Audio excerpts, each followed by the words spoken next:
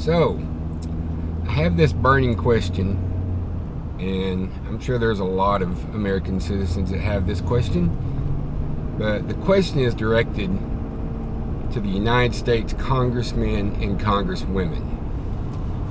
So, at what point did you allow the executive branch and the judicial branch to have more power than the Congress?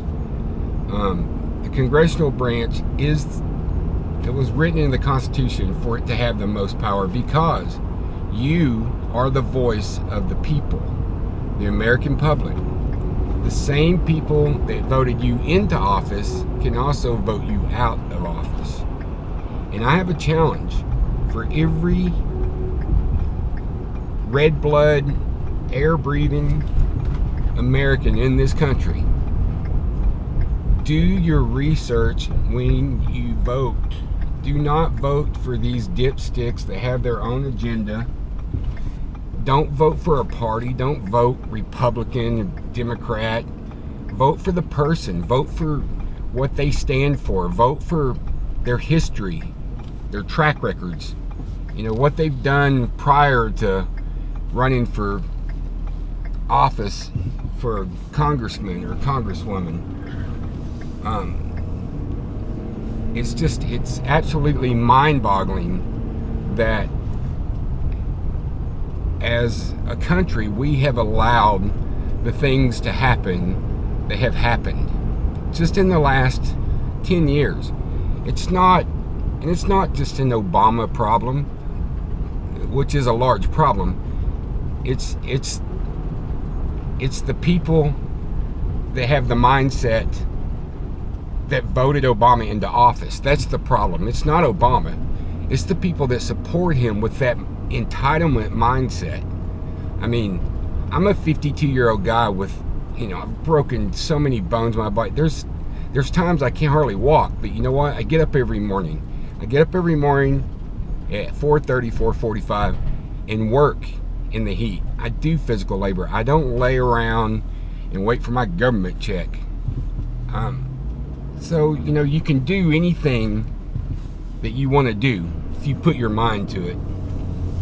You can't expect a handout your entire life. I mean, I know there are people that do it, and I don't even know how you look in the mirror. I mean, how do you look in the mirror and have any kind of pride at all? I mean, at all.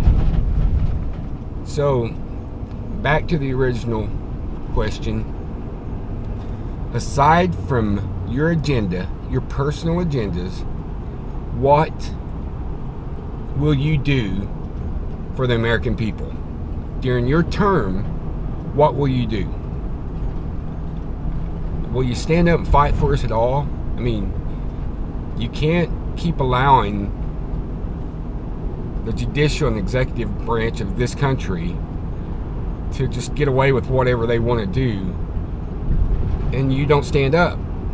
I mean, there are a few that do. Hats off to you.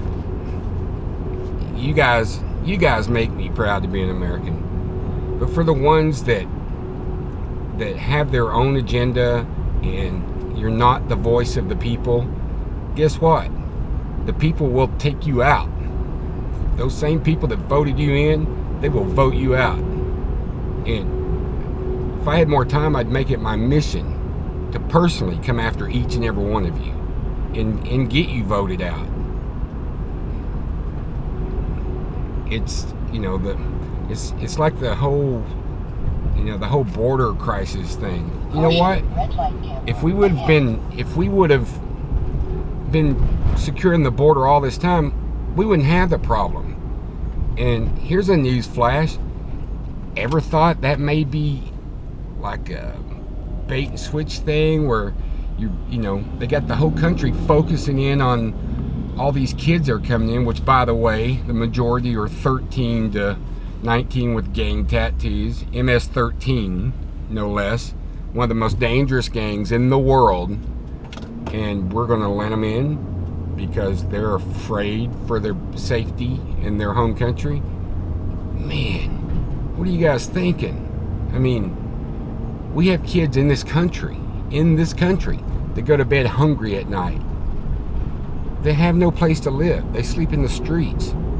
And you're worried about, people coming from, Guatemala and Mexico and who knows where else. I mean, I have friends on the border that have found multiple handbooks on translating, language from Afghanistan to English. Okay, newsflash. Where all the terrorists come from? Oh, yeah, Middle East. I mean, the border's underfunded, and it's gonna. I tell you,